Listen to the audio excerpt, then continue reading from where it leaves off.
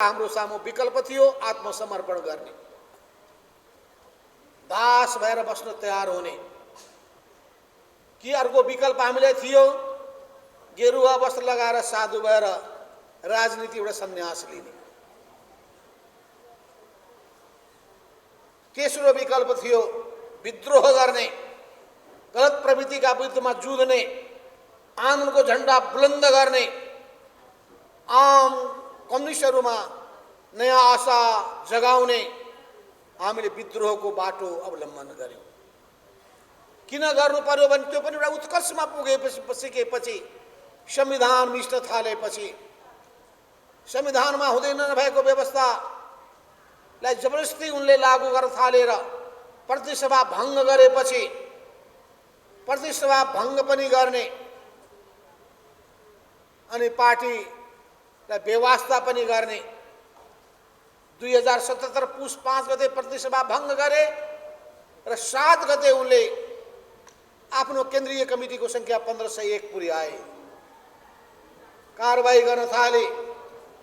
फागुन 28 गते त्यस्तै गरे। त्यो सबै भइसकेपछि त्यहाँ बस्ने कुनै अवस्था रहेन स्वाभिमानीहरूको निम्ति। सिङ्गो जमात मेचीदेखि महाकालीसम्म एउटै कारणले उनीहरू प्रताडित भए कि 9 महाधिवेशनमा उनलाई भोट दिएनन्।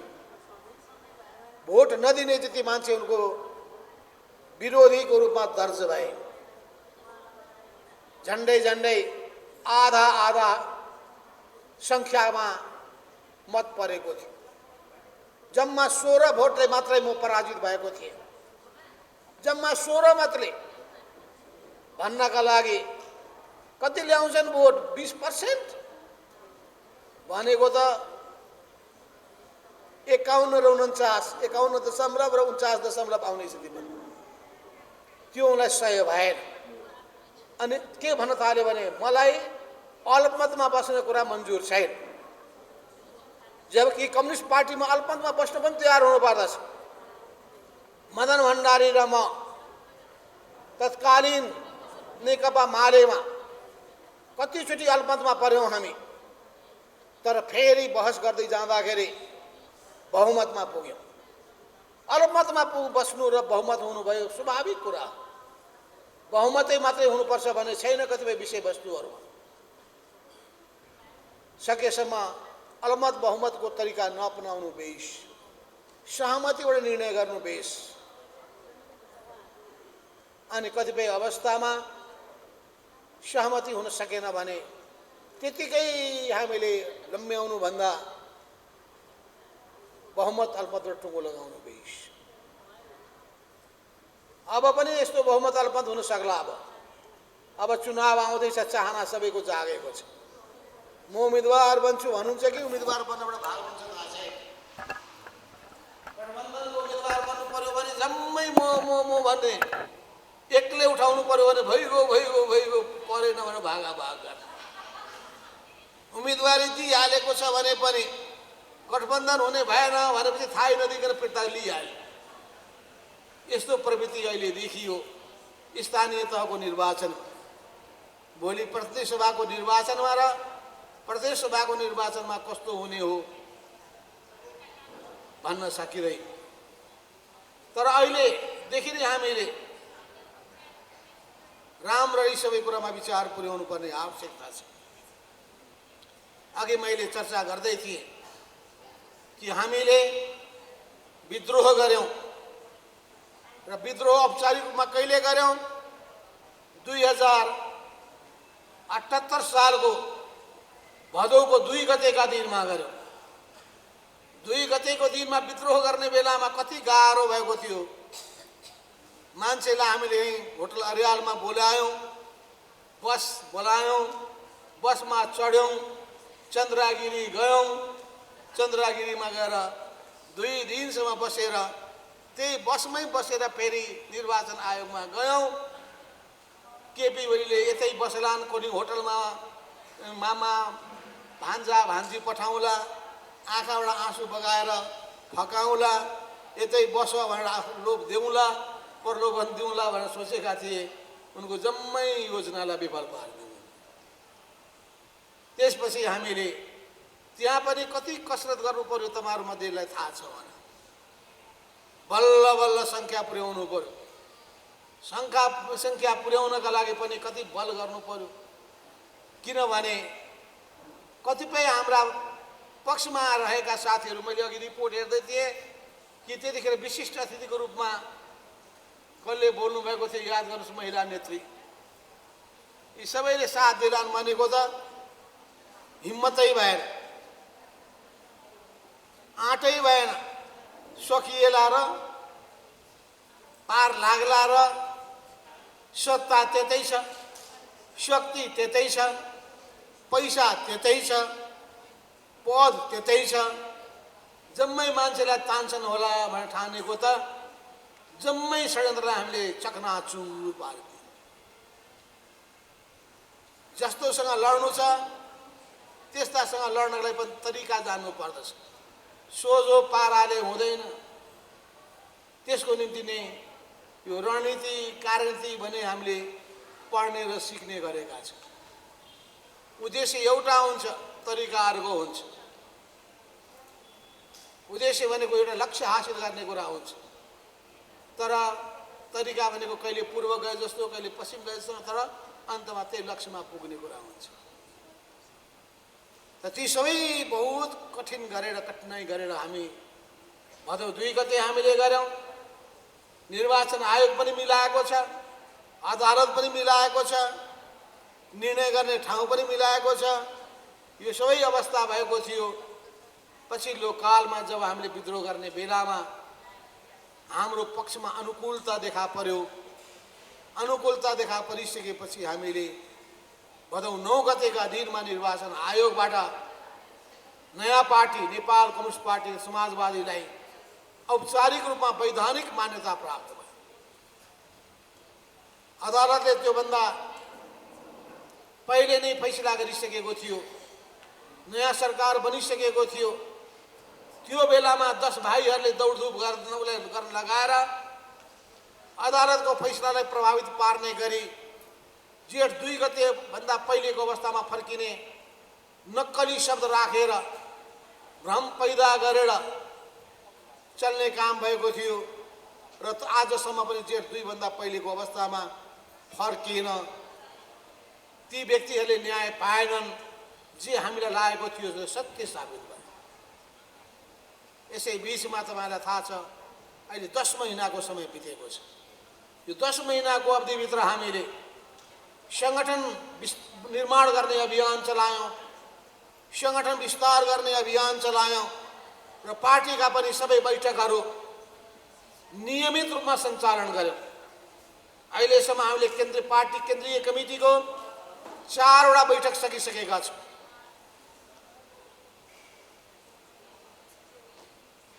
सचिवालयको 28 वटा बैठक सकेका छौँ।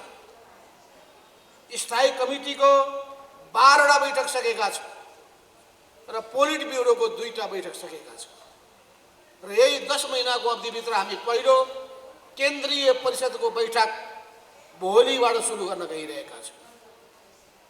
चाहिँ विधानमा लेख्ने मात्रै होइन, त्यो कार्यान्वयन गर्नका लागि पनि हामी अग्रसर रहेका छौँ। यदि विधानमा लेखिएका कुराहरू पालन गरिएन भने विधानको कुनै अर्थ रहँदैन। दस्तावेजमा लेखिएका कुराहरूको पालन हुँदैन भने त्यो दस्तावेजको कुनै अर्थ रहँदैन। त्यस हुनाले विधान होस् या दस्तावेज, त्यसमा लेख्ने कुरा विचार पुर्याएर लेख्नु पर्दछ। विचार पुर्याएर लेख्ने कुरामा कुनै कमी रहेको छ भने पछि संशोधन गरेर सुधार्नु पर्दछ, तर त्यसलाई पालन गर्ने कुरामा अगाडि सर्नु पर्दछ। अहिले यहाँ उद्घोषकले 1 चोटि 2 चोटि 3 चोटि पनि भनिसक्नुभयो, माननीय मन्त्रीज्यूहरू सांसदज्यूहरूलाई जनप्रतिनिधिहरूलाई राख्ने कुरामा स्टेजमा ठाउँ भएन। यदि त्यही व्यवस्था गर्नु छ भने पनि तपाईँले एउटा तरिका अपनाउन सक्नुहुन्थ्यो। पहिलो लाइन या यताको लाइन अगाडि मन्त्री, त्यही ढङ्गले प्रतिनिधि सभाका सदस्यहरू अनि त्यसपछि जनप्रतिनिधिहरूलाई चाहिँ एउटा राखिदिए पनि हुन्थ्यो। किन पहिलो त्यस्तो बैठक थियो, सम्मान गर्नुपर्ने पनि हुन्थ्यो, गरेर पनि ठाउँ राख्न सकिन्छ, पहिलो लाइन मिलाउन सकिन्छ या एउटा लाइन मिलाउन सकिन्छ। भोलिन्टियरको व्यवस्था गर्ने र अनि त्यो ढङ्गले व्यवस्थापन गर्ने तरिकाहरू खास भेलाहरूमा जाँदा गर्नका लागि तपाईँहरूलाई म सुझाव दिन चाहन्छु। यसरी हामीले पार्टीको बैठकहरू नियमित रूपमा गरेका छौँ, सबै विषयवस्तुमा सामूहिक छलफल गर्ने गरेका छौँ र छलफल गरेर निर्णयहरू गर्दै आएका पनि छौँ। र अहिले हामी 5 दलीय गठबन्धनमा छौँ। गठबन्धनको सरकार केन्द्रमा पनि छ र 5वटा 6वटै 7वटा प्रदेशमा सरकार त छ, तर गण्डकी प्रदेशमा हाम्रो प्रदेश सभामा एकजना सदस्य पनि नभएको हुनाले त्यहाँ हामी सरकारमा छैनौँ।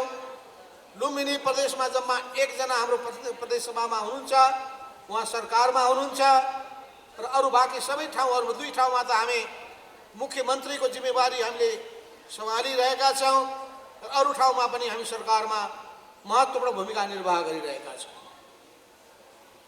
यो सबै स्थिति हामीहरूको मेहनतबाट पार सम्भव भएको। हामीले मेहनत गर्न नसकेको भए, अर्को गठबन्धन बनाउन नसकेको भए र अरूसँगको विश्वासको सम्बन्ध कायम गर्न सकेको भए यो सम्भव हुने थिएन।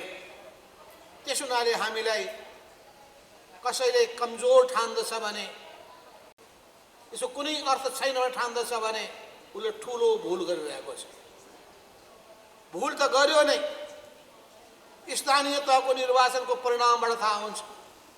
त्यत्रो ठुलो 2074 को चुनावमा त्यति धेरै स्थान हासिल गरेको नेकपा एमाले, नेकपा सहितको झन्डै 2/3 को अवस्थामा पुगेको त्यो पार्टी हेर्दा हेर्दै आज काङ्ग्रेस अगाडि बढ्न पुग्यो, काङ्ग्रेसभन्दा पछाडि एमाले हुन पुग्यो भनेपछि यो सबै कसको कारणले हो? त्यो आफूभित्रको कमजोरी हेर्नु छैन। दोष कसलाई दिने? माधव नेपाल। अनि किन टक्कर लिएको त माधव नेपाल छ? जब माधव नेपालले पछार्ने ठाउँ छ भने सम्झौता गर्नु पर्दैन? किन माधव नेपाल मात्रै होइन, माधव नेपालको पछि लाग्ने कसैलाई पनि बाँकी राखिँदैन।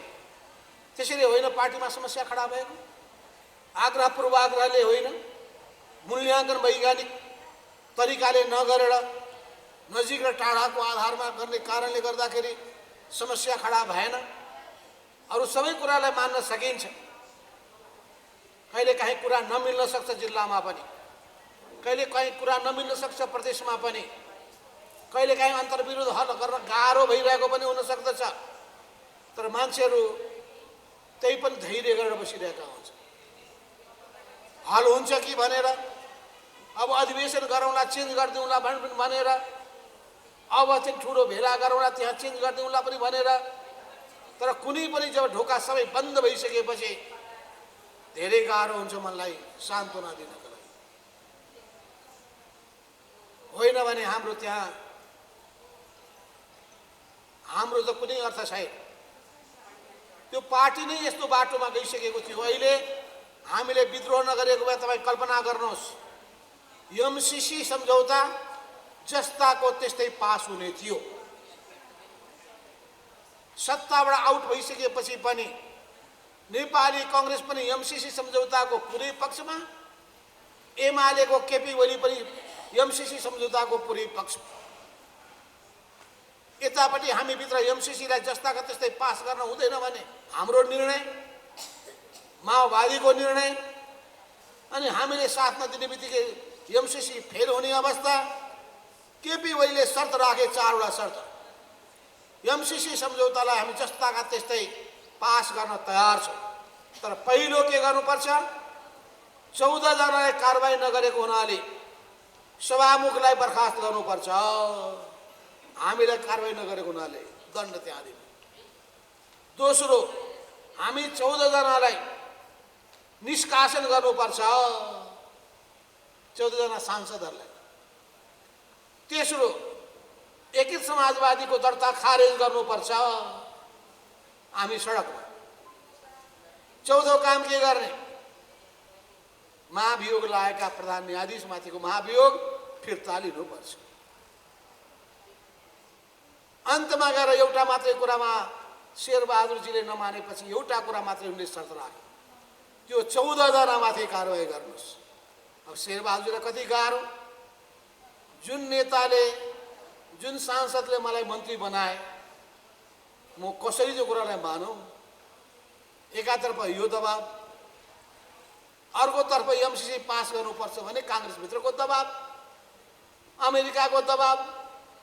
अमेरिकाले भारतले भनेपछि काङ्ग्रेसलाई पुगेको, शेरबहादुरजीलाई पुगेको।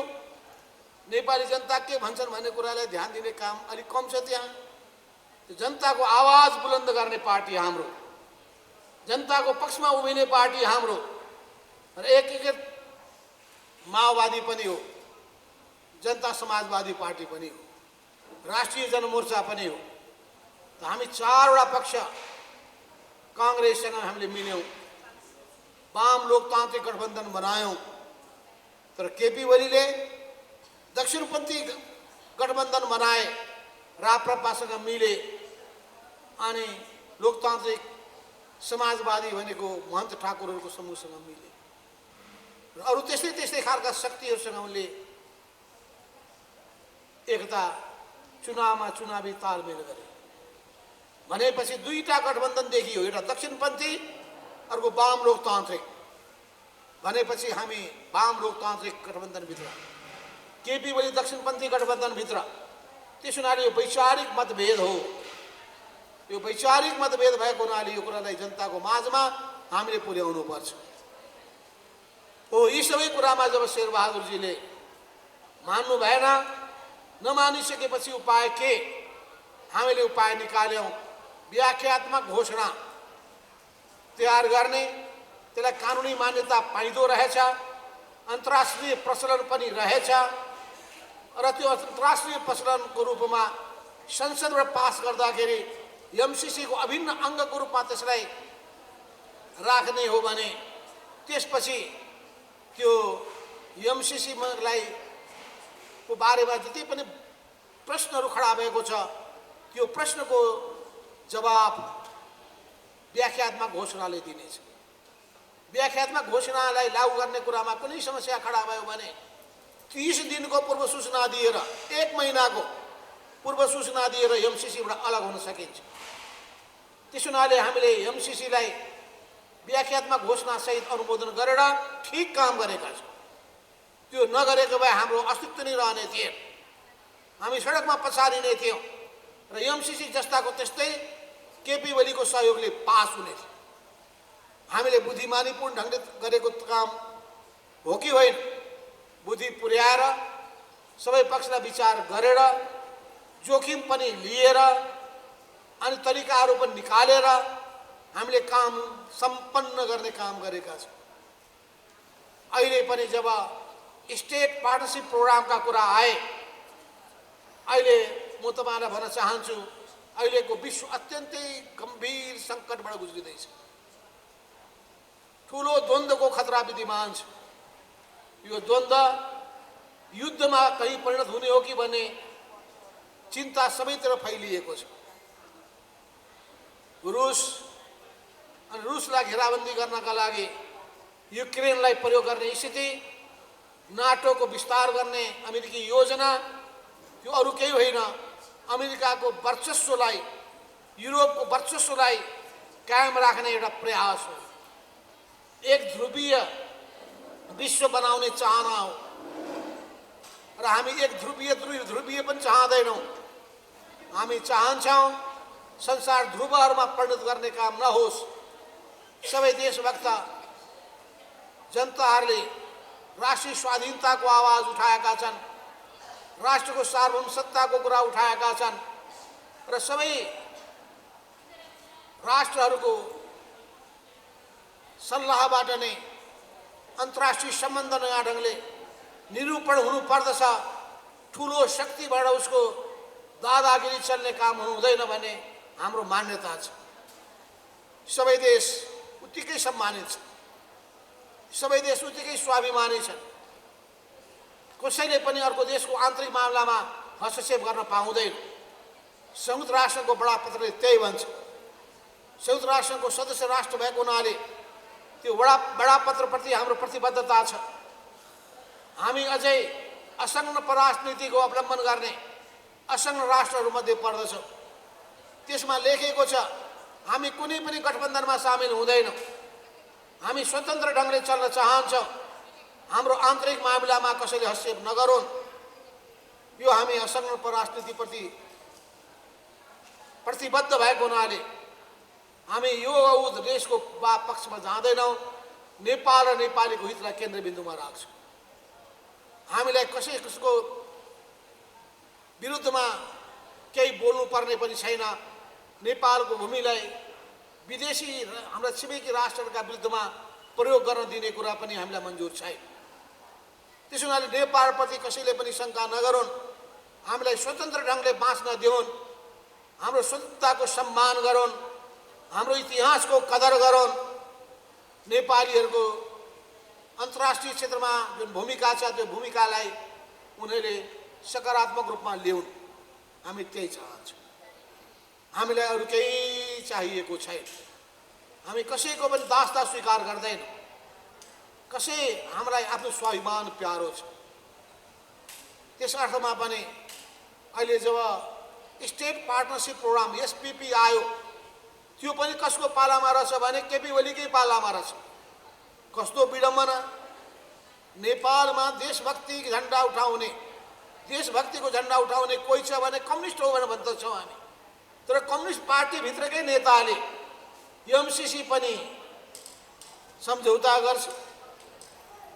अनि IPS Indo Pacific strategy Hind महासागर हिन्द प्रशान्त रणनीति त्यो रणनीतिको पनि अङ्ग बनेको नेपाल भनेर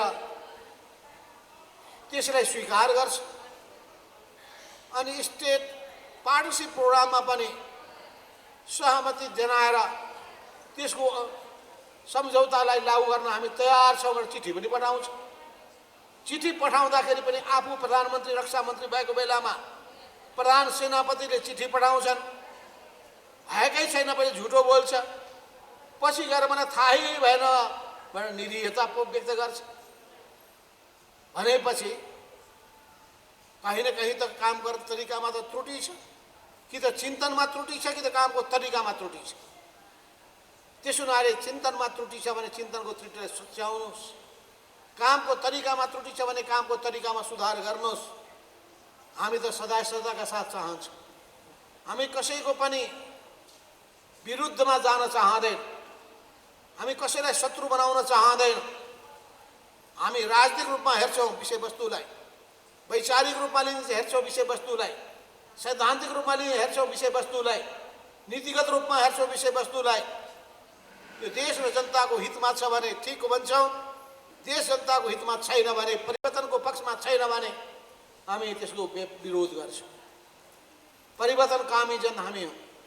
हिजो पनि राजनीतिक परिवर्तनको अगुवाई हामीले गर्यौँ। गणतन्त्रको झन्डा बुलन्द हामीले गर्यौँ। गणतन्त्रको निम्ति वातावरण हामीले बनायौँ। अरू बाँकी सबै पार्टीहरू पछि मात्रै आएका हुन्। यो हाम्रो आफूमाथिको क्षमतामाथि हामीलाई विश्वास हुनु पर्यो। आफूमाथिको विश्वास हुनु पर्यो। त्यो विश्वास हामीमा छ कि छैन?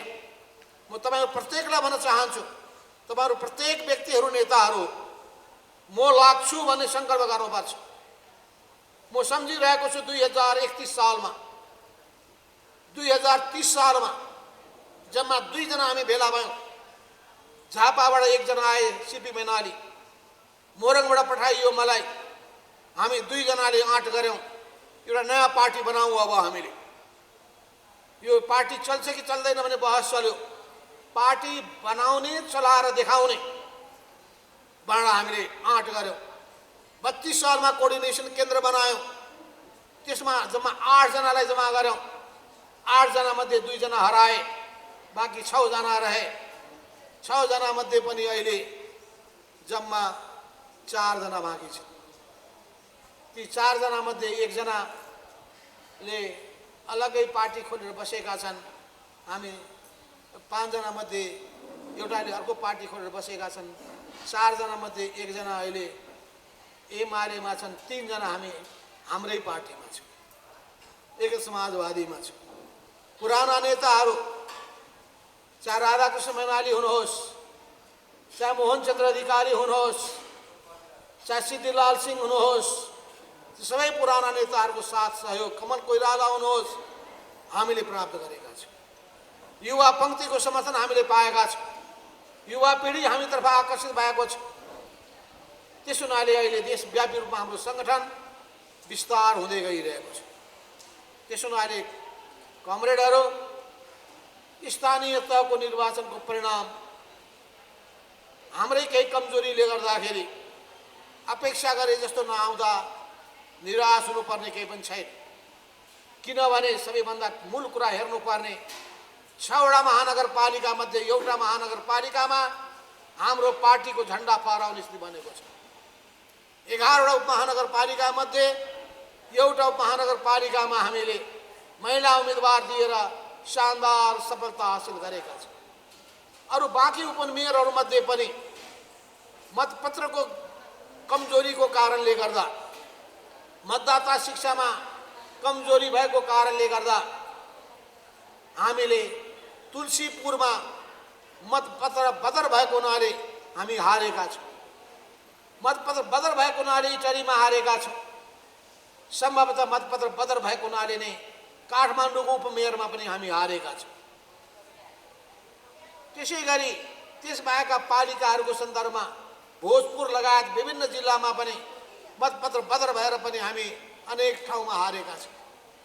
किनभने धेरै पार्टी बिलिड हुँदाखेरि कहाँ भोट खसाल्ने भन्ने कुरामा जनतालाई राम्ररी प्रशिक्षित गर्नुपर्छ। अनि त्यसमा पनि उम्मेदवार भएको ठाउँमा मात्रै चिन्ह राख्नुपर्नेमा उम्मेदवारै नभए पनि चिन्ह राखिदिएको हुनाले जनता अलमलमा परेका हुन्छ। निर्वाचन आयोगले त्यसमा बेठिक काम गर्यो, उसले हामीलाई सहयोग गरेन। अबका दिनमा त्यस बारेमा समयदेखि नै कानुनी प्रबन्ध गर्नुपर्ने आवश्यकता छ। त्यसो हुनाले कमरेडहरू, अहिले झन्डै अहिलेको निर्वाचनमा हामीले 27% मात्रै सिटमा उम्मेदवारी दिएका थियौँ। 28% सिटमा मात्रै उम्मेदवारी दिएका थियौँ। अनि 28% उम्मेदवारी दिएको ठाउँबाट हामीले 9 लाखभन्दा बढी मत प्राप्त गरेका छौँ। सोच्नुहोस्, 32 लाख मत पाउँदाखेरि प्रतिनिधि सभामा 41वटा सिट हामीले जितेका थियौँ। 30 लाख मत प्राप्त गरेर 41 सिट जितेको भनेपछि 9 लाख त जम्मा 28% हामीले सिटमा उठाउँदाखेरि 9,27,000 भोट पाएका छौँ भने कम्तीमा पनि यसको दोब्बर 20 लाख भोट हामी पाउने रहेछौँ। जबकि हाम्रो सङ्गठन सबै ठाउँमा पुग्न सकेको छैन। हिजो मात्रै केन्द्रीय कमिटीको बैठकमा हामीले राजनीतिक सांगठनिक प्रतिवेदन प्रस्तुत गरेका छौँ र यो राजनीतिक प्रतिवेदनको किताब यही हो। अब हामी केन्द्रीय परिषदको बैठकमा पेश गर्न गइरहेका छौँ। त्यहाँ पनि प्रत्येक जिल्लाको रिपोर्ट यसमा समेटियो कि समेटिएन, सबै प्रदेशको सबै आयो कि आएन, त्यो पनि हामी अन्तिममा टुङ्गो लगाउनेछौँ। कमिटी निर्माण गर्ने कुराको सन्दर्भमा पनि हामीले कमिटी कहाँ कहाँ बन्यो, कहाँ कहाँ बनेन, त्यसै गरी कहाँ कति हाम्रा ठाउँमा जित्यौँ, केही ठाउँमा हाम्रा उम्मेदवारहरू अर्को चिन्हबाट पनि जितेका छन्, हाम्रै पार्टीका उम्मेदवारहरू स्वतन्त्र भएर पनि जितेका छन्। त्यो स्वतन्त्र पनि जितेको जोड नै हो भने योभन्दा बढी सङ्ख्यामा हामीले सफलता हासिल गरेका छौँ। त्यसो हुनाले बाध्यताले गर्दाखेरि स्वतन्त्र उम्मेदवार खडा गर्नु परेको छ। यो सबै स्थिति भएको हुनाले यो उपलब्धिलाई सानो ठान्नु जरुरी छैन। तर यो बेलामा भएको कमजोरी भनेको गठबन्धन दलका घटकहरूले हामीलाई बेवास्ता गरे, हाम्रो शक्तिलाई अवमूल्यन गरे, हाम्रा साथीहरूलाई अपमान पनि गरे, धोका पनि दिए, हामीलाई बेवास्ता गरेर आफू मात्रै मिले। यो गम्भीर गुनासो आलोचना हाम्रो रहेको छ। र यसै सन्दर्भमा फेरि हामी बस्यौँ, समीक्षा गऱ्यौँ र समीक्षा गर्दाखेरि कर्णाली प्रदेशको समीक्षा गर्दाखेरि माओवादी पार्टीका नेता प्रचण्डले हाम्रो सामुमा कमजोरी भएको पनि स्वीकार गर्नुभयो। उहाँको नेताले कर्णालीमा कमजोरी भएकै हो, एक समाजवादीलाई व्यवस्था भएकै हो भनेर उहाँले स्वीकार गर्नुभयो। त्यो पनि एउटा ठुलो कुरा हो। आउने दिनमा त्यो गल्ती दोहोरिँदैन भने ठिक छ, कमी कमजोरी हुन सक्दछ भन्ने हामी ठान्दछौँ। त्यसमा हामीसँग सबै तथ्य चाहियो। तथ्य भइसकेपछि तर्क गर्न सकिन्छ, बहस गर्न सकिन्छ। तथ्य प्रमाण जुटिसकेपछि कसैले बोल्न सक्दैन। त्यस हुनाले हामीबाट पनि कमजोरी भएका छन्। एक ठाउँमा म भन्दै थिएँ, हामी कमजोर छौँ है, कमजोर छौँ, बरु अर्कोलाई दिउँ न, हामी लिउँ न, उपमेयर लिउँ, मेयर छोडिदिउँ। हामी बलियो छौँ भने भोट आउँदाखेरि कहाँ बोलियो हो, तल झरेछ। उपमेयरमा किन मान्छे पनि पदको निम्ति यति आसक्ति बढेको छ कि जमानत जपत हुन्छ त्यही पनि म जित्छु भनेर झुटो कुरा बोल्दा रहेछ। बोलेको कुरा पत्याइहाल्नु हुँदो रहेनछ। सबै हिसाबले कमिटीले आकलन गर्नुपर्दो रहेछ, कमिटीले निर्णय गर्नुपर्दो रहेछ। अनि कमिटीले गल्ती गरेको छ भने कमिटीका सबै सदस्यले आत्मालोचना गर्नुपर्छ र त्यो गल्ती नदोहोरिने प्रतिबद्धता व्यक्त गर्नुपर्छ। त्यस ठाउँमा यदि हामीले मिलाएको भए, कतिपय ठाउँमा हामीले वडा अध्यक्षमा दिएको भए, अध्यक्षमा दिएको भए हामी जित्ने थियौँ। त्यसो हुनाले यी कमी कमजोरीबाट शिक्षा लिएर हामी फेरि पनि गठबन्धनको निम्ति प्रयास गरेर जानुपर्छ। तर पहिलेका कमजोरीबाट शिक्षा लिनु पर्यो। गठबन्धन होला र उम्मेदवारी दिउला भन्ने कुरा बिर्सिनु। गठबन्धन भएन भने पनि सबै ठाउँमा हामीले मान्छे तयार गर्नुपर्छ। उम्मेदवारको निम्ति होस्, डमी उम्मेदवारको रूपमा होस् या पार्टी प्रतिनिधिको रूपमा होस्, प्रत्येक ठाउँमा हाम्रो मान्छे चाहिन्छ। किन चाहिन्छ भने उम्मेदवार भएन भने पनि भोट खसाल्नै पर्छ। थाहा छ होइन तपाईँलाई? उम्मेदवार भएन भने पनि भोट खसाल्नै पर्छ। किन? समानुपातिकको भोट खसाल्नुपर्छ। प्रतिनिधि सभाको पनि समानुपातिक हुन्छ, प्रदेश सभाको पनि समानुपातिक हुन्छ। जनताले कुन पार्टीलाई भोट खसाल्ने भनेपछि समानुपातिकको मत कलम चिन्हमा ठ्याप्प लगाउनुपर्छ। दुईटा भनेको प्रतिनिधि सभाको एउटा मत, प्रदेश सभाको अर्को मत, यो समानुपातिक मत हो। आफ्नो उम्मेदवार खडा भएको छ भने उम्मेदवार उठेको ठाउँमा प्रतिनिधि सभाको निम्ति त्यहाँ कलम चिन्हमा, गठबन्धन भएको छ भने प्रतिनिधि सभामा एउटा, प्रदेश सभामा हामी, प्रतिनिधि सभामा हामी, प्रदेश सभामा उनीहरू, त्यस्तो गर्न सकिन्छ। पहिले हामी र माओवादीको बिचमा त्यस्तै भएको थियो, याद छ होला तपाईँ? त्यो बेलामा माओवादीसँग हामीले जहाँ गठबन्धन गरेका थियौँ, हाम्रो चिन्ह, हाम्रो ठाउँमा हाम्रो चिन्ह, माओवादीको ठाउँमा हँसी हथौडाको चिन्हमा छाप लगाउनु परेको थियो। अनि छाप लगाइसकेपछि माओवादीहरूले पनि चुनाव जितेपछि पार्टी एकताबद्ध भयो। एकताबद्ध भइसकेपछि अनि सिङ्गो भोट, सिङ्गो शक्ति एक ठाउँमा जम्मा भयो। त्यो शक्ति जम्मा भएकोलाई राम्रो प्रयोग गरेको भए धेरै कुरा गर्न सकिन्थ्यो, धेरै कुरा गर्न सकिन्थ्यो। संविधानमा लेखेको समाजवाद, समाजवादको नेपाली मोडेल कस्तो हुन सक्दछ? समाजवाद शब्दमा छ, व्यवहारमा कसरी लागू हुन्छ? अहिले जनता भोक भोकै मर्ने हो भने के समाजवादमा जनता भोकै मर्न पाउँछन्? सामान्य उपचारले निको हुने मान्छेहरू पनि यदि उपचार नपाएर मर्छन् भने के समाजवादले त्यस्तै कल्पना गरेको हुन्छ? एउटा मान्छे पढ्न सक्दैन आर्थिक कारणले भने के त्यसलाई समाजवाद भन्न सकिन्छ? रोजगारी नपाएर मान्छे भौतारिएर अत्यन्तै निराश भएर बस्छ भने त्यो के समाजवादले त्यही परिकल्पना गरेको छ?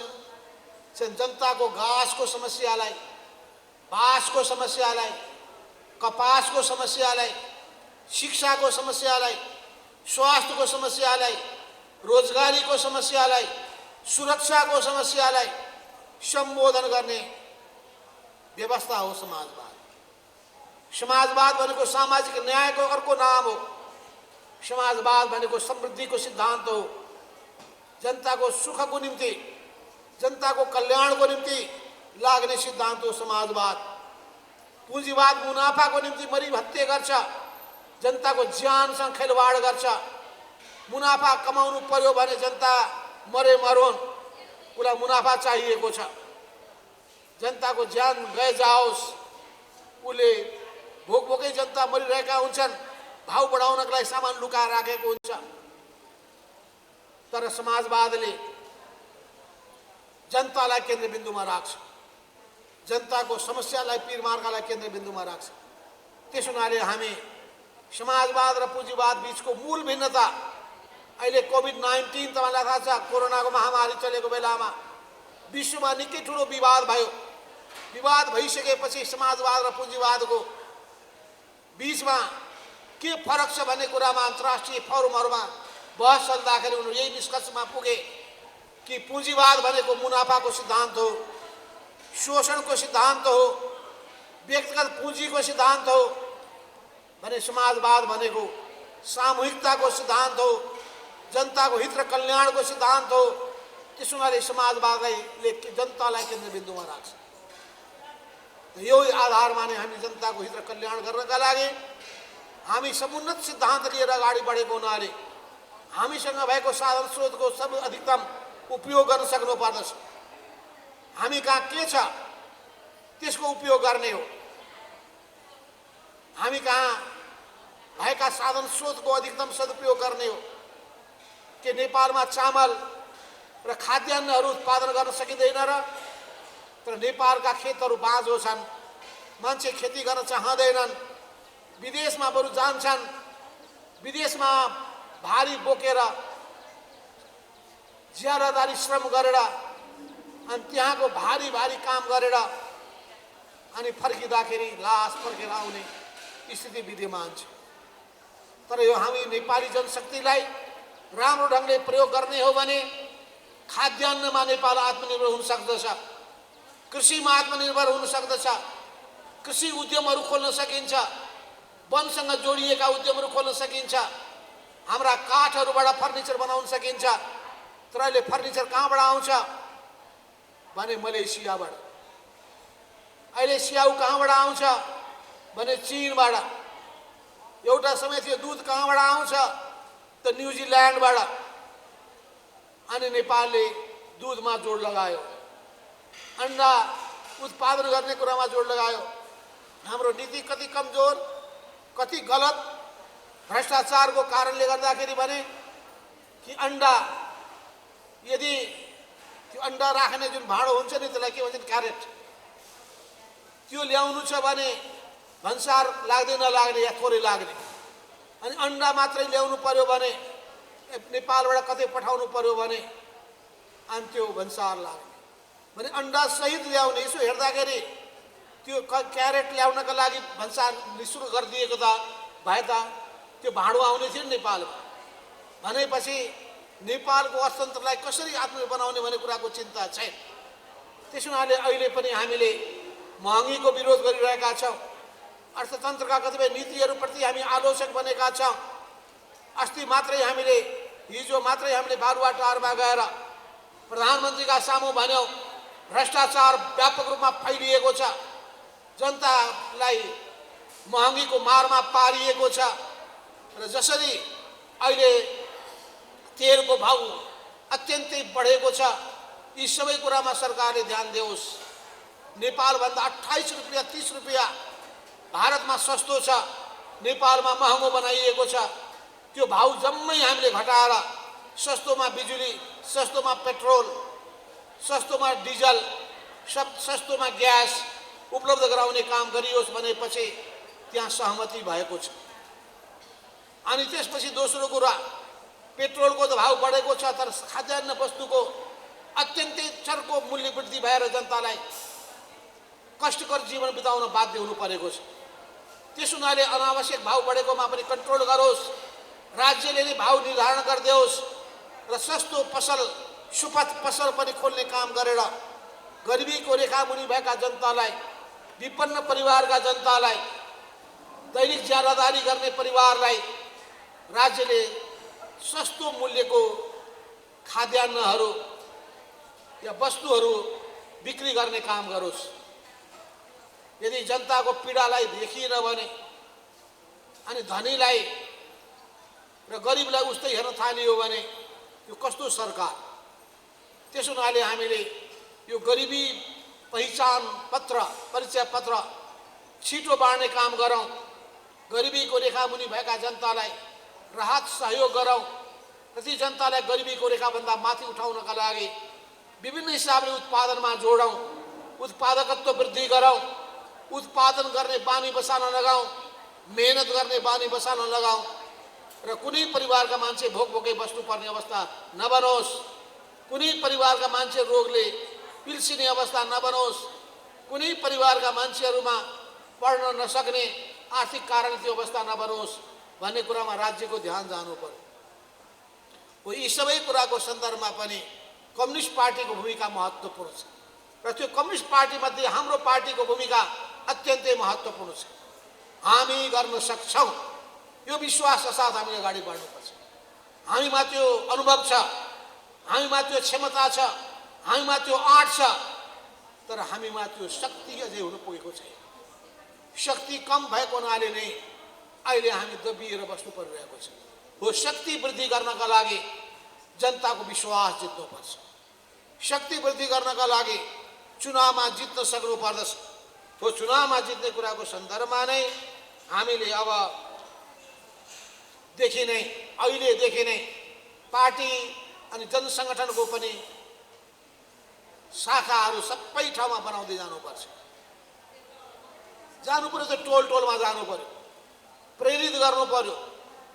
पिकनिक गरेर हुन्छ कि, नृत्य गरेर देखाएर हुन्छ कि, गीत गाएर हुन्छ कि, अरू रचनात्मक काम गरेर हुन्छ कि, महिलाहरूलाई ताइक्वान्डो सिकाएर हुन्छ कि, युवा पिँढीलाई ताइक्वान्डो सिकाएर हुन्छ कि, या के गरेर हुनसक्छ त्यो आफ्नो आफ्नो ठाउँको विशेषता अनुसार त्यो तरिका अपनाउनु पर्यो। हाम्रा जितेका पालिकाहरूमा त्यस्तो तरिका अझै धेरै अपनाउनुहोस्, किन त्यहाँ साधन स्रोत पनि छ, पैसा पनि छ। त्यो पैसा लगाउनुहोस्, महिलाहरूलाई खेलकुदमा हुन्छ, मनोरञ्जनमा हुन्छ, रचनात्मक कामहरूमा हुन्छ, या अरू उत्पादनसँग जोडिएका कुराहरूमा हुन सक्दछ, घरेलु उद्योगहरू खोल्ने कुरामा हुन सक्दछ, आमा समूह बनाउने हुन सक्दछ, युवा समूह निर्माण गर्ने कुरामा हुन सक्दछ, या वृक्षारोपणको अभियान चलाएर हुन सक्दछ, या अरू के गरेर हुन सक्छ।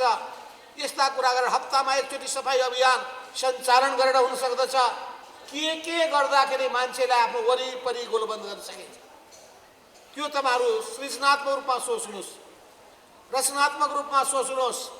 आफ्नो ठाउँका जनतालाई, बुढापाकालाई हप्ताको या महिनाको एकचोटि यसो बोलाएर उहाँहरूसँग भलाकुसारी गरेर हुन सक्दछ। युवाहरूलाई बोलाएर 10 कक्षामा पढ्ने विद्यार्थीलाई बोलाएर विद्यार्थीहरूको समस्या के छ त्यसमा छलफल गरेर हुन सक्दछ। जनप्रतिनिधि भइसकेपछि सजिलो हुन्छ। जनप्रतिनिधि हुनुहुन्न भने पनि त्यस ठाउँमा यदि सक्रिय समाजसेवी हुनुहुन्छ भने, त्यस्ता सामाजिक अभियन्ता हुनुहुन्छ भने सामाजिक अभियन्ता भएर गर्न सकिन्छ। अहिले जुन ठाउँमा मान्छे 5 वर्षदेखि लगातार लागे त्यो ठाउँमा जित भएको छ।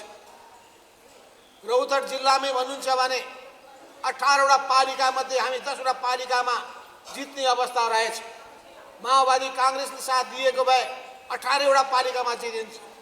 त्यही धरानमा हेर्नुहोस्, एकजना व्यक्ति, कुनै सङ्गठन छैन, कुनै कार्यकर्ता छैन, माइक बोकेको छ, टेम्पू बोकेको छ, हिँडेको छ, मान्छेलाई टेम्पूमा राख्दै अनि अस्पताल पुर्याउँदै, अस्पतालमा बेतीसँग आवाज खडा गर्दै अनि त्यो व्यक्तिले मेयर पदमा धरानमा जितेको छ।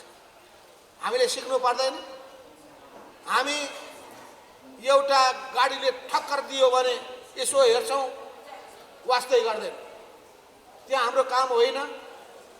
हामीले ठ्याक्क त्यो ट्याक्सीलाई समात्ने अनि घाइतेलाई तुरुन्तै अस्पतालमा पुर्याउने, परिवारलाई जानकारी गराउने, सङ्गठनका साथीहरूलाई बोलाउने, फलानु मान्छे त लाग्दो रहेछ भन्ने आउनु त पर्यो। फलानु सङ्गठनका मान्छे रहेछन् यिनीहरू भने प्रचार पनि हुनु पर्यो। एउटा कुरा काम गरेर देखाउनु पर्यो।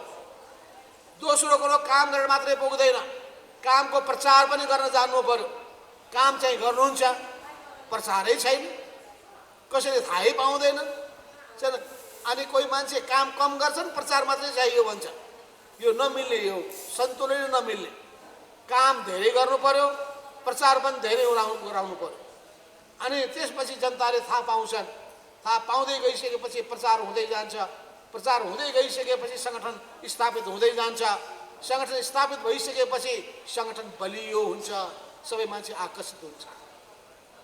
यहीँ हेर्नुहोस् त, एउटा नाचेरै जिउ तनमा मर्काएरै बालीले जितिहाल्यो ऱ्याप म्युजिकको आधारमा। किन? ऱ्याप म्युजिक मात्रै होइन, उनले विषयवस्तु पनि अगाडि सारे। विषयवस्तु अगाडि सारे। काठमाडौँको समस्या के छ त्यो पनि खरा उठाए। ऱ्यापले पनि तान्यो, विषयवस्तुले पनि तान्यो। ऱ्यापमा विषयवस्तु मिलामिलामा बडा मन पर्यो एकदम। कमसेकम जनताको समस्याको पक्ष त त्यहाँ उजागर गरियो। जनताको पक्षलाई उजागर गर्ने, काम गर्ने र प्रचार पनि गर्ने, यो दुईटै कुराको सन्तुलन हुनुपर्दछ। हामीले सिक्नुपर्छ बालेनबाट पनि, हामीले सिक्नुपर्दछ हर्कबाट पनि, हामीले सिक्नुपर्दछ अरू हाम्रा साथीहरूले जहाँ जहाँ जित्नु भएको छ जितेका ठाउँको अनुभवबाट पनि। अरूबाट मात्रै होइन, आफूबाट पनि जित्नु सिक्नु पर्यो, अरूबाट पनि सिक्नु पर्यो, विरोधीबाट पनि सिक्नु पर्यो, अरू पार्टीबाट सिक्नु पर्यो, यी स्वतन्त्र उम्मेदवारबाट पनि सिक्नु पर्यो। यस अर्थमा अहिले स्वतन्त्रकै जमाना छ भनेर फेरि एउटा लहर चल्दैछ। तर यो स्वतन्त्रले हुँदो रहेनछ, बिस्तारै अनुभूति हुँदै जान्छ। कामले हुन्छ, इमान्दारिताले हुन्छ। इमान्दारिताले हुन्छ र लगातारको लगनशीलताले हुन्छ। इमान्दारिता चाहिन्छ, दृष्टिकोण चाहिन्छ, लगनशीलता चाहिन्छ, अनि बल्ल परिणाम प्राप्त हुन सकिन्छ। त्यसो हुनाले अहिलेको जुन परिस्थिति छ, यो परिस्थितिभित्र नेपाल जटिल मोडमा छ। विदेशी शक्तिहरूको आँखा नेपालमा गाडिएको छ। हामीले होस राख्नुपर्छ। देशभित्रको स्थितिभित्र एकातर्फ एउटा आवाज उठिएको थियो, राजतन्त्रलाई फर्काउने। त्यो सफल हुनेवाला छैन। अनेक खालका गलत राजनीतिहरू हाबी हुन खोजेका थिए। ती सबै राजनीतिहरू अहिले एकछिनलाई विश्राम लिइरहेका छन् या पन्छिएका छन्। यस्तो अवस्थामा हामी वामपन्थी शक्ति, कम्युनिस्ट पार्टी र हाम्रो पार्टीले देशभक्तिको झन्डा बुलन्द गर्ने, लोकतन्त्रको पक्षमा उभिने, संविधानको रक्षा गर्ने आवाज उठाइराख्ने, सङ्घीयताको पक्ष पोषण गर्ने, समावेशिताको पक्षमा अब हामीले जोडदार रूपमा आवाज बुलन्द गर्ने र जनताका हकित अधिकारको पक्षमा आवाज बुलन्द गर्दै हामीले अगाडि बढ्ने हो भने हाम्रो पार्टीले जनताको विश्वास जित्न सक्छ। त्यसो हुनाले पनि यी सबै कुराहरूको सन्दर्भमा तपाईँले पार्टीको दस्तावेज अध्ययन गर्नुहोस्। दक्षिणपन्थी अवसरवादका विरुद्धको हाम्रो सङ्घर्ष र विश्लेषणवादका विरुद्धको हाम्रो सङ्घर्ष, राष्ट्रिय आत्मसमर्पणवाद विरुद्धको सङ्घर्षको आधारमा दक्षिणपन्थ होइन, विसर्जन होइन, आत्मसमर्पण होइन, हामीले क्रान्तिकारी दृष्टिकोण लिने, देशभक्तिको झन्डा बुलन्द गर्ने, लोकतान्त्रिक विधिहरू अवलम्बन गर्ने र यसरी सबैलाई समेटेर अगाडि बढ्ने क्रममा नै हामी अहिले गठबन्धनलाई निरन्तरता दिने पक्षमा छौँ। यो गठबन्धन सरकार कायम रहन्छ। केही समस्या छन् भने पनि जुझ्ने पनि सङ्घर्ष र एकता, गलत कुराका विरुद्धमा सङ्घर्ष, सही कुराको निम्ति एकता। एकता भनेको निशर्त हुँदैन, एकता भनेको सशर्त हो। जनतालाई कष्ट दिने, सताउने कुरामा एकता हुन सक्छ, भ्रष्टाचार गर्ने कुरामा एकता हुन सक्छ, भ्रष्टीकरण गर्ने प्रवृत्तिलाई प्रोत्साहन दिने कुरामा एकता हुन सक्छ, सक्दैन। हामी भ्रष्टीकरणका विरुद्धमा छौँ, स्वच्छताको पक्षमा छौँ, सुशासनको पक्षमा छौँ र यी सबै पक्षमा भएको हुनाले हामीले आफै नमुना बनेर काम गरेर देखाउन सक्नु पर्दछ। त्यसो हुनाले मैले यी कुराहरू तपाईँको बिचमा राखेको छु। अब आउने समयमा पार्टी जनसङ्गठनको व्यापक विस्तार गर्ने काममा जुट्नुहोस्। प्रचारात्मक काममा जोड दिनुहोस्, वैचारिक काममा जोड दिनुहोस्, प्रशिक्षण गर्ने काममा जोड दिनुहोस् र सबै तथ्याङ्कहरू सङ्कलन गर्नुहोस्, अभिलेख राख्ने कुरामा पनि जोड दिनुहोस्। मान्छेको विवरण नै भएन भने, कमिटीको विवरण नै भएन भने, उनीहरूको बायोडाटा नै भएन भने, उनीहरूले खेलेको भूमिकाको कुनै जानकारी नै भएन भने मूल्याङ्कन गर्नुहुन्छ कसरी? राम्रो गर्ने र नराम्रो गर्ने, सक्रिय हुने र नहुने, कमिटीको पद ओगटेर बस्ने र मरी काम गर्ने, कमिटीको पद ओगट्ने तर कामै नगर्ने, अर्कोतर्फ मरी काम गरिरहेछ कमिटीमा आउने नदिने, यी सबै स्थितिहरूको बारेमा तब मात्रै जानकारी हुन्छ जब अभिलेख राख्न थाल्नुहुन्छ। त्यसै गरी सङ्गठन चलाउनको लागि आर्थिक रूपमा पनि बलियो हुनुपर्छ, आर्थिक सङ्कलनको कुरालाई पनि ध्यान दिनुपर्छ। पहिले चामल सङ्कलन गरेर अखिल नेपाल महिला सङ्घ चलेको छ। चामल सङ्कलन गरेर अनि सङ्कलित गरेको चामल बेचेर पैसा जम्मा गरेर पनि चलेको छ। त्यस हुनाले आम्दानी गर्नेहरूले नगदको रूपमा हुन्छ, कृषि पेसामा लागेकाहरूले अरू आफ्नो उत्पादनहरू जम्मा गरेर हुन सक्दछ। यी सबै गरेर आफ्नो सङ्गठनलाई बलियो बनाउने काममा तपाईँहरू जुट्नुहोस् र महिला बीचको विषयवस्तुलाई लिइकन व्यापक जनजागरण अभियान सञ्चालन गर्ने योजना बनाइकन तपाईँहरू अगाडि बढ्नुहोस्। र अन्तमा म भन्न चाहन्छु, अब मङ्सिर महिनामा हुनसक्छ कार्तिक महिनामा पनि होस्, अहिलेसम्म हामीले छलफल गरेका छैनौँ, तर मङ्सिर महिनामा चुनाव हुने, प्रतिसभा र प्रदेशसभाको चुनाव हुन सक्ने सम्भावना भएको हुनाले 165वटा निर्वाचन क्षेत्रको निम्ति तयारी गर्नुहोस्, प्रदेशसभाको 330वटा ठाउँको निम्ति पनि तयारी गर्नुहोस् र त्यसको निम्ति उम्मेदवार हुने हो भने उम्मेदवारै हुन सकिएन भने पार्टीको प्रतिनिधि, त्यस हिसाबले जनसङ्गठनको प्रतिनिधि, अखिल नेपाल महिला महाको समाजवादीको प्रतिनिधिको भन्दाखेरि यो निर्वाचन क्षेत्रको प्रतिनिधि हामी हौँ।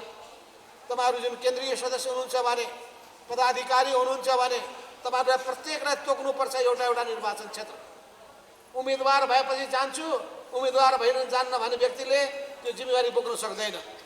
उम्मेदवार भए पनि नभए पनि पार्टीले पनि त्यही ढङ्गले गर्छ, जनसङ्गठनले पनि त्यही गर्नुपर्छ। तपाईँहरूले पनि त्यही हिसाबले प्रत्येकलाई जिम्मा तोक्नुहोस् अनि पालिकामा पनि तोक्नुहोस्, वडामा पनि तोक्नुहोस्। किन जाने भनेको त वडामा जाने हो। अनि ती सबै शक्तिहरू जम्मा भयो भने महिलाहरूको जमात 50 जनाको ग्रुप हिँड्नुहोस्, 100 जनाको ग्रुप हिँड्नुहोस्, 10 जनाको ग्रुप हिँड्नुहोस् अनि टोलमा जानुहोस्, बस्नुहोस्, कुराकानी गर्नुहोस्। अनि त्यो भयो भने जनताले तपाईँलाई पत्याउँछन्। तपाईँको गतिशीलता, तपाईँहरूको क्रियाशीलता देखेपछि बल्ल जनताले पनि हो यो चाहिँ सङ्गठन राम्रो रहेछ भन्ने कुरा विश्वास गर्न थाल्छन्। यी सबै गरेर सङ्गठनलाई स्थापित पनि गर्नुहोस् र सङ्गठनलाई व्यापक रूपमा विस्तार पनि गर्नुहोस् र महिलाहरूको हक अधिकारको रक्षाको निम्ति, महिलाको सम्मानको अभिवृद्धिको निम्ति, महिलाहरूलाई समान अधिकार प्रदान गर्ने कुराको निम्ति तपाईँहरूले जुन भूमिका खेल्दै आउनुभएको छ र त्यसमा तपाईँहरूको जुन सक्रियता जारी रहोस्।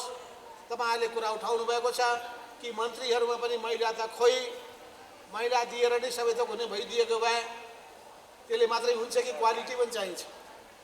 त्यसो हुनाले क्वालिटीका महिलाहरू छन्, थुप्रै महिलाहरू छन्, नपाउन सक्ने होइन। तर कहिलेकाहीँ बाध्यता पनि हुन्छ, कहिलेकाहीँ बाध्यता हुन्छ। एउटा निर्णय भइसक्यो, हिजो केन्द्रीय कमिटीले के भन्यो भने निर्णय भइसकेको हुनाले निर्णयमा तलमाथि नगर्नुहोस्, नभए पार्टीको प्रतिष्ठा रहँदैन। त्यो त अरूको कुरा हाबी हुन्छ अनि भोलि कसैले पनि टेर्दैनन्। त्यसो भने कमी कमजोरीलाई आउने दिनमा सुधारेर यसमा चाहे त्यो महिलाको पक्ष होस्, चाहे एउटा जिल्लाबाट एउटा दिने होइन, एउटा प्रदेशबाट धेरै होइन, जम्मै जसो प्रदेशलाई, चाहे कर्णाली प्रदेश होस्, चाहे त्यो मध्य प्रदेश होस्, सबै प्रदेशलाई समेट्ने गरी अनि उपयुक्त व्यक्तिहरूलाई समेट्ने गरी आउनै पर्ने व्यक्तिलाई दिने गरी यसरी सन्तुलन मिलाएर पनि गरियोस् भन्ने तपाईँले जुन कुरा राख्नुभएको छ त्यसलाई हामीले आत्मसात गरिरहेका छौँ। र छिटै अब मन्त्रीमण्डलको पुनर्गठन हुनेछ छिटोभन्दा छिटो हुनेछ, आशा गरौँ आजै हुनेछ र यो सबै गरेर चाहिँ हाम्रो पार्टीको निर्णय लागू हुनेछ भन्ने आशा र विश्वास व्यक्त गर्दै र यसै सिलसिलामा कतिपय कुराहरू बजारमा हल्ला चले, त्यो हल्लाको पछि नजानु होला, किनभने व्यक्तिहरूको बानी के छ भने आफू बसिसकेपछि हट्नै नचाहने प्रवृत्ति छ। उठाइएका विषयवस्तुहरूको बारेमा हामी धेरै बहस किन गर्न चाहिरहेका छैनौँ भने यो धेरै बहसमा किन उत्रिने, अहिले बहसमा धेरै नउत्रियौँ। तर सबैलाई म भन्न चाहन्छु, पार्टीको इमान्दार कार्यकर्ताले पार्टीको एउटा निर्णय थाहा पाउने बित्तिकै सम्मान गर्न पालन गर्न तयार हुनुपर्छ, तब सबैले सम्मान गर्छ। आफूले पालन गरिएन भने दसवटा बहाना खोजियो भने आफूले भनेको कुराहरू कसैले मान्ने छैनन्, तपाईँ राम्रो नेता बन्न सक्नुहुन्न। राम्रो नेता बन्न चाहने मान्छेले व्यवहारमा आफ्नो पार्टीको निर्णयलाई लागू गरेर देखाउनु पर्दछ। यस काममा मलाई खुसी लागेको छ, केही मन्त्रीहरूले राजीनामा पत्र मलाई दिनुभएको छ। पार्टीले जुन बेला बाहिर ल्याउने हो त्यो राजीनामा पत्र ल्याइदियोस् भन्नुभएको छ। त्यो म गोजीमा लिएर हिँडिरहेको छु। कुनै बेला पनि त्यो राजीनामा पत्र बाहिर प्रेसमा पठाएर त्यसलाई म सार्वजनिक पनि गर्नेछु। त्यसै गरी अरू मन्त्रीहरूले पनि त्यस्तै ढङ्गले राजीनामा पत्र पठाउनुहुनेछ। राजीनामा पत्र नै चाहिँदैन, पुनर्गठन गर्नका लागि हामीले पठाएको पत्र नै पर्याप्त छ। त्यस आधारमा यो सरकारले तुरुन्तै त्यो निर्णय लागू गर्ने कुरामा लागोस्, यो समेत आह्वान गर्दै म आफ्नो भनाइ टुङ्ग्याउँछु। धन्यवाद।